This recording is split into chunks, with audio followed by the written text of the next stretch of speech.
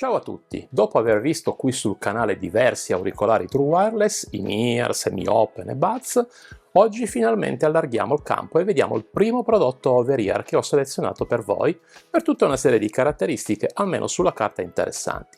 Sto parlando delle Edifier V820NB Plus, una cuffia a padiglione piuttosto recente di Edifier, dotata di Bluetooth 5.2, cancellazione del rumore attiva fino a 43 decibel e certificazione iRes Audio Wireless. È disponibile in 5 colori diversi, nero, grigio, avorio, blu e verde, e io ho con me la colorazione avorio, ma prima di vederle più da vicino con l'unboxing è necessario che vi dica due parole su Edifier, un brand che forse non tutti conoscono. Edifier è un'azienda fondata a Pechino nel 1996 che rapidamente si è costruita un'ottima reputazione. Sono infatti conosciuti per la produzione di altoparlanti e cuffie di alta qualità, con un ottimo sound, design eleganti e soprattutto prezzi accessibili. Oggi è difatti un leader globale nell'equipaggiamento audio, presente in oltre 70 paesi. Detto questo, cosa c'è in confezione? Andiamo a vederlo insieme. Dunque, nella confezione troviamo le cuffie riposte in un sacchetto di plastica che non può essere utilizzato come custodia e quindi dovrete acquistarne una per vostro conto. Poi troviamo un manualetto con le informazioni rapide relative alla sicurezza, un cartoncino con gli indirizzi social e per il supporto tecnico di Edifier e infine un breve manuale cartaceo in diverse lingue, tra cui l'italiano. Sempre in confezione troviamo un cavo USB-A USB-C di 1 metro abbondante che ha sia la funzione di ricarica che la possibilità di ascolto cablato quando connesse ad un PC, ed ecco che si giustifica la lunghezza del cavo in dotazione. Questo modello, infatti, pur non avendo ingressi jack da 3.5 come molti altri prodotti over-ear, diciamo più raffinati, se mi passate il termine, ha la possibilità di veicolare l'audio attraverso la porta USB-C. Peccato che il cavo sia USB-A dall'altra estremità, avrei preferito fosse USB-C per essere un pochino più moderno, diciamo così. Iniziamo a parlare dell'archetto, che in materiale plastico trasmette una certa solidità ed è anche estensibile sia dal lato destro che dal lato sinistro. La parte interna che scorre e permette l'estensione è anch'essa totalmente in plastica rigida. Non possiamo aspettarci nulla di particolarmente premium come materiali utilizzati considerando il costo. Diciamo che gli aspetti positivi di queste over-ear stanno da altre parti. L'archetto comunque ha un rivestimento in similpelle molto morbido e che aiuta a mantenerle in posizione. Certo, chi come me non ha tanti capelli a disposizione soffrirà un po' con le temperature più elevate e tenderà a sudare in prossimità della similpelle, ma questo è un problema comune con questo tipo di cuffie. Vediamo i padiglioni e vediamo le caratteristiche in comune prima di parlare più nello specifico del destro. Anche qui il rivestimento è in similpelle, molto morbido al tatto e si va ad adattare molto bene intorno all'orecchio. Lo spazio a disposizione per il padiglione auricolare infatti è giusto, cioè le orecchie hanno spazio a sufficienza e vengono circondate senza problemi. Inoltre all'interno è presente un tessuto in tinta morbido e leggero che ricopre il driver da 40 mm. Il rivestimento però non è rimovibile. Dovesse rovinarsi con il tempo e l'uso, questo potrebbe essere un problema. Come potete vedere, i padiglioni ruotano su se stessi, ma non possono essere ripiegati verso l'interno. E questo purtroppo ha un impatto sulla portabilità. Ogni padiglione ha infine due fori per far passare il flusso di aria, uno sulla parte esterna e uno un po' più grande nella parte interna che viene nascosto dall'archetto ma scoperto quando le indossate. E questo pezzetto di plastica, che qua si vede, questo nero, ok, che fa in modo che le superfici non vengano in contatto tra di loro e quando si chiudono fa un rumore piacevole. Non ci sono aree touch, pertanto ora capiamo meglio come possiamo dare alcuni comandi con i pulsanti a disposizione. Sul padiglione destro abbiamo tutti i controlli di queste V820NB, ovvero il tasto di accensione che è inserito nel bilanciere del volume, il LED di stato di ricarica e di accoppiamento Bluetooth, il tasto M per attivare tutte le modalità e infine la porta di ricarica USB-C. I pulsanti restituiscono un feedback diciamo vecchio stile. Mi spiego meglio: quando li premete fanno click click come i vecchi mouse dei primi anni 2000, se qualcuno di voi li ha utilizzati se lo ricorderà. Non fanno un suono avattato, in ambienti molto silenziosi o di notte potrebbero risultare fastidiosi, ma ad ogni modo fanno il loro dovere. Relativamente ai controlli, quelli principali, possono essere dati con i tasti del volume.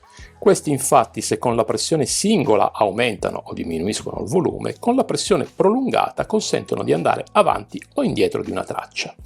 Il pulsante M permette invece, con la pressione singola, di attivare in sequenza la modalità trasparenza e la NC, mentre con la pressione doppia di attivare la modalità gioco a più bassa latenza. Ripeto, non essendoci aree touch che avrebbero ampliato le azioni a disposizione, ci dobbiamo accontentare dei comandi a pressione, che comunque ci danno quelli di base sufficienti a gestire le funzionalità di queste cuffie. Inizio col dirvi che pesano 238 grammi e che non hanno un'apertura generosa. Con l'archetto tutto retratto infatti raggiungono al massimo l'estensione di 20 cm. Questo significa che generano un po' di pressione ma nulla di particolarmente significativo e comunque rimangono confortevoli anche dopo qualche ora che le abbiamo indossate.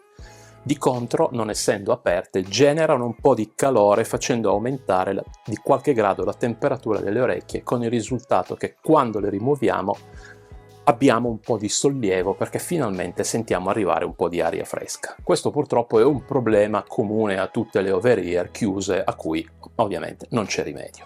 Dell'archetto vi ho già detto prima, ma è bene ripeterlo, la copertura, il similpelle, genera un po' di attrito sul cuoio capelluto, ma è normale e non è nulla di particolarmente fastidioso. Ultima nota, se siete solite portarle al collo quando non ascoltate musica oppure siete a riposo, ecco, queste stringono un po' e non avendo un'estensione dell'archetto sufficiente non riuscirete a mantenerle in quella posizione a lungo e vi daranno fastidio, diciamo, a lungo andare. L'applicazione Edifier Connect è disponibile sia per iOS che per Android.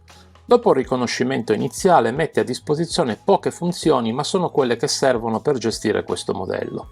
Nella schermata principale viene mostrata la percentuale della batteria e la possibilità di modificare le impostazioni dell'ANC tra spento, acceso e modalità trasparenza. Come potete vedere, solo di quest'ultima è possibile modificare anche l'intensità. Scorrendo verso destra possiamo applicare 4 diverse impostazioni di equalizzazione tra Classic, Pop, Classical e Rock. Classic è la firma sonora di Edifier, da non confondere con musica classica, che infatti è l'equalizzazione Classical. Scorrendo ancora una volta verso destra accediamo alla funzione che consente l'attivazione della modalità a più bassa latenza. Dall'icona delle impostazioni in alto a destra accediamo ad altre informazioni, come la versione del firmware installata, la possibilità di impostare il volume o quella di spegnere le cuffie oppure di impostare un timer per lo spegnimento automatico quando diventano inattive. C'è infine una funzione che non capirò mai, ovvero la possibilità di riprodurre suoni ambientali per favorire il riposo o la meditazione. Sono certificate iRes Audio Wireless e integrano il codec LDAC, ma, e qui cosa piuttosto strana, hanno solo il codec SBC e non la AC. Una scelta particolare è quella di Edifier di implementare solo questo codec contro l'LDAC, ma c'è un ma. Andando a guardare la banda a disposizione si vede che la connessione avviene quasi al massimo bitrate del codec SBC, quindi sui 320 kbit al secondo. In questo modo il codec viene sfruttato al massimo, andando a sopperire così alla mancanza dell'AAC. Spesso infatti si vedono codec AAC implementati che non raggiungono i 200 kbit per secondo a fronte dei 350 che sono il limite massimo raggiungibile.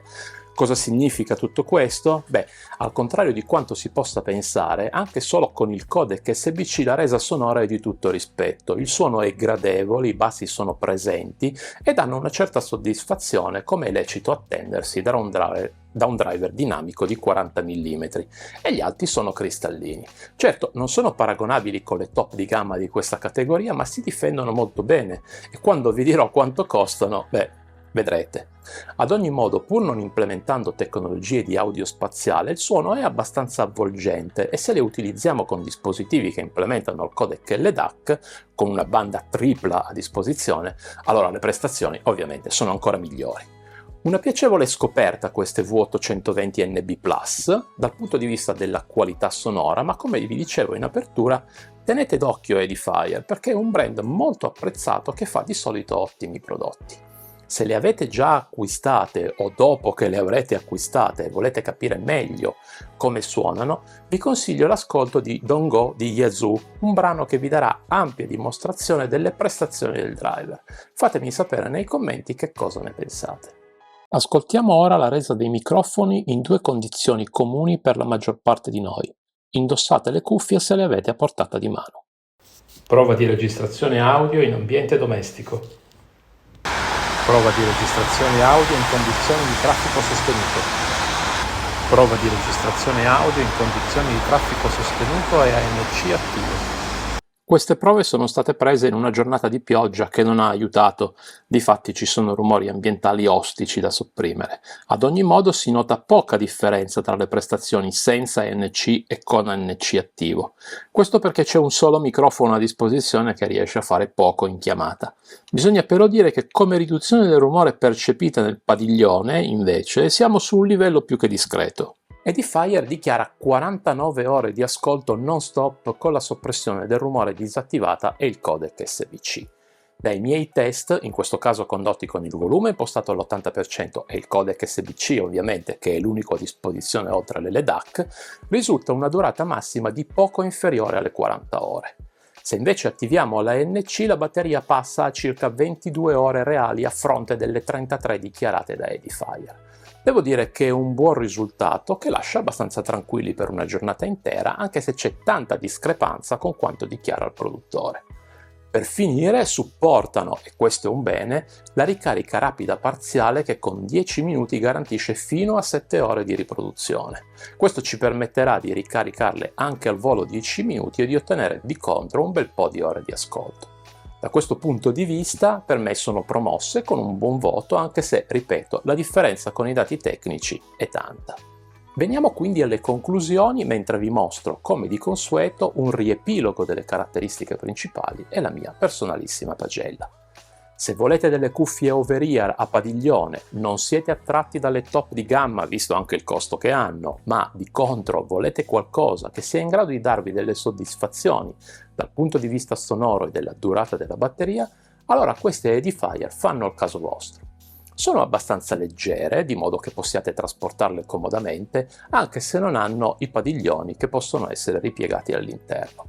Hanno una durata complessiva della batteria molto interessante, in grado di suonare ininterrottamente per quasi 2 giornate piene, e in più hanno anche un'applicazione che, seppur minimale, garantisce un minimo di personalizzazione e gli aggiornamenti del firmware, che su questa fascia di prezzo non è qualcosa che si vede spesso. A questo punto, se siete arrivati fino a qui, starete aspettando di sapere quanto costano.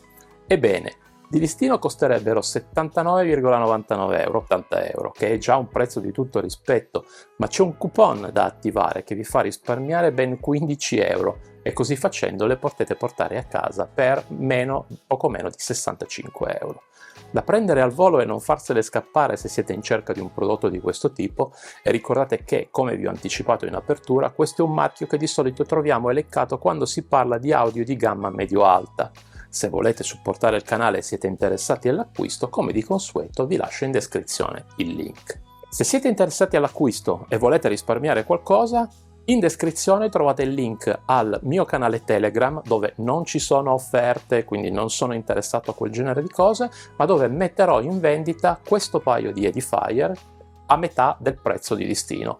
Per cui, se siete interessati, iscrivetevi al canale Telegram, quando ricevete la notifica potete contattarmi e procedere eventualmente all'acquisto. Bene, anche per questa settimana è tutto e vi ringrazio per essere rimasti fino alla fine. Come sempre spero che questa recensione vi sia piaciuta e se così è stato mettete un like e iscrivetevi al canale per non perdervi nessuna delle altre recensioni che sto preparando per voi. Nel prossimo video vedremo un prodotto ROS Technics, per cui attivate le notifiche per rimanere sempre aggiornati. Alla prossima!